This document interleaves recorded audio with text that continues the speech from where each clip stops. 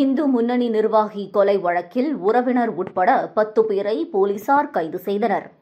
புதுச்சேரி எல்லைப்பிள்ளை சாவடி சித்தானந்தா நகரை சேர்ந்தவர் துரை, வயது 48, இந்து முன்னணி நகர செயற்குழு உறுப்பினர்.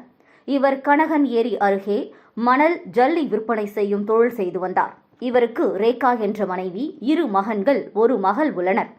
துரை தனது வீட்டில் நடந்து வரும் கட்டுமான பணிக்காக நேற்று முன்தினம் தனது விற்பனை நிலையத்தில் இருந்து மணலை ஏற்றிக் கொண்டிருந்த போது அங்கு வந்த கும்பல் அவரை சராமாரியாக வெட்டி கொலை செய்தது. இது குறித்து ரெட்டியார்பாளையம் போலீசார் வழக்கு பதிந்து விசாரணை நடத்தினர்.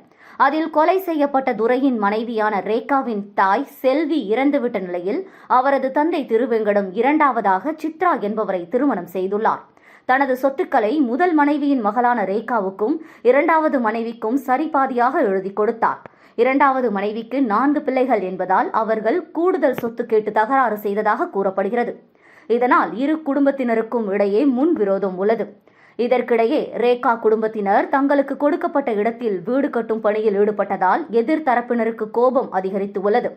இந்த நிலையில் துரையை திருவெங்கடத்தின் 2வது மனைவியின் மகன் சூர்யா தனது நண்பர்களுடன் சேர்ந்து வெட்டி கொலை செய்தது தெரியவந்தது.